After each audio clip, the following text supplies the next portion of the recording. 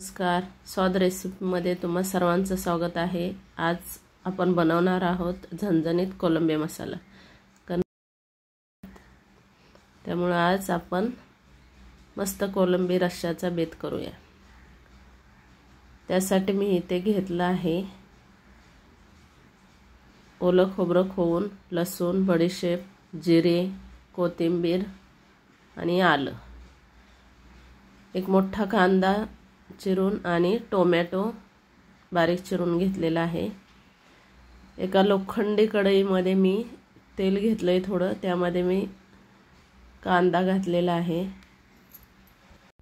हा कांदा आपल्याला छान लालसर होईपर्यंत परतवून घ्यायचा आहे थोड्याशा तेलामध्ये। कांदा लाल झाल्यानंतर मी हा कांदा एका बाजूला करून तेच टोमॅटो त्याच तेलामध्ये थोडा परतवून घेत आहे। टोमॅटो बारीक गॅसवर परतवून घ्यायचा आहे,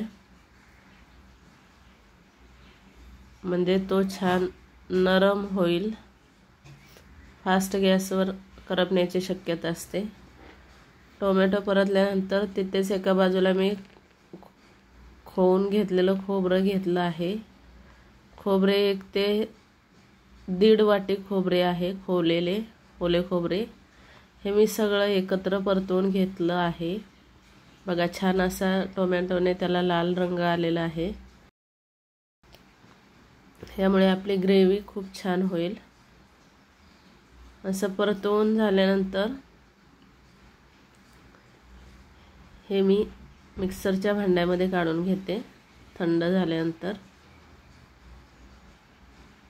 आता ह्याच्यामध्ये आपल्याला आपण जे लसूण, अद्रक, जिरे आणि थोडीशी बडीशेप घालायची। बडीशेपने तुमच्या कोलंबी रश्श्याला मस्त अशी चव येते। आणि कोथिंबीर इथे मी स्वच्छ कोथिंबीर करून धुवून घेतली आहे। हे बारीक वाटून घ्यायचं आहे। आता इथे मी आलं लसूण लावून कोलंबी ठेवलेली मॅरिनेट करायला। कोलंबी छान धुवून घेतले, त्यातला काळा धागा काढून घेतलेला आहे आणि मगच त्याला आलं लसूण पेस्ट लावून बाजूला ठेवलेली होती। एका टोपामध्ये तेल गरम करून यात मी ती कोलंबी टाकलेली आहे तेलामध्येच। बघा, आता अशी तेलामध्ये टाकल्यानंतर याला छान तेलामध्येच मस्त परतवायचे आहे। असे हलवून घ्यायचे एका चमचने। याला अशी तेलात परतवल्यानंतर हे भाग अशी कडक होते ती जरा, आणि ती एका प्लेटमध्ये काढून घेतली। नंतर मी त्याच पातेल्यामध्ये तेल घेतलं आहे 2 ते 3 चमचे। त्यामध्ये 1 ते 1.5 चमचाच मिरची पावडर टाकायची, म्हणजे याने आपल्या ह्याला छान अशी वर तरी येते, तवंग येतो लालसर। आणि हे तेलामध्ये मिरची पावडर टाकल्यानंतर मी जे आपण वाटून घेतलंय ते वाटण घालते मी, आणि मग ह्याच्यामध्ये मिक्स करून ते चांगलं परतवून घ्यायचं। मसाला छान असा परतवून घ्यायचा जोपर्यंत बाजूने तेल सुटत नाही मसाल्याला, तोपर्यंत परतवायचा। बघा, बाजूला असं तेल सुटायला लागलेलं आहे। असा जोपर्यंत मसाला एकजीव होत नाही, म्हणजे पातेल्याला चिकटायचा बंद होतो, असा एकजीव मसाला होतो, तोपर्यंत हलवत राहायचं आणि चांगला मसाला शिजून द्यायचा। म्हणजे साईडला त्याला आपोआप तेल सुटायला लागतं चांगला शिजला असेल तर। आता मी मगाशी 1.5 चमचा मसाला घातलेला लाल मिरची पावडर, त्यानंतर मी अजून थोडी येते 1 ते 1.5 चमचा पुन्हा याच्यामध्ये ॲड केली आहे। जर तुम्हाला तिखट नको असेल तर तुम्ही 1 ते 2 चमचेच तुम्ही वापरू शकता। मला झणझणीत बनवायचं आहे म्हणून मी थोडी मिरची पावडर जास्त घातलेली आहे। धना पावडर घातलेली आहे थोडी 1 ते 1.5 चमचा। पुन्हा हे सगळं पुन्हा मिसळून घ्यायचं आणि चांगलं एकजीव होऊन द्यायचं। हा तुमचा मसाला जर छान परतला, बाजूला तेल सुटत असेल, तरच मस्त अशी वर तरी येते। खूप छान असं ढवळून हलवून घ्यायचं आहे, मिसळून घ्यायचं आहे बघा.